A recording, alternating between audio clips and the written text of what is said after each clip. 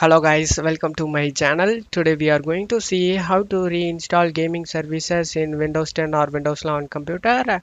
I show you guys how to do it. Go to search menu and type PowerShell. Right click on the Windows PowerShell and select Run as Administrator and select Yes.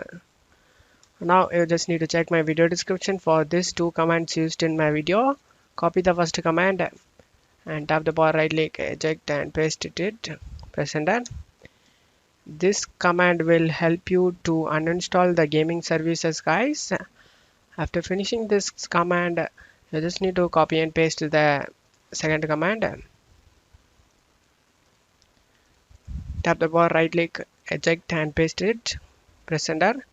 This will open up Microsoft Store, and in here you can able to install the gaming services, guys. Click on install.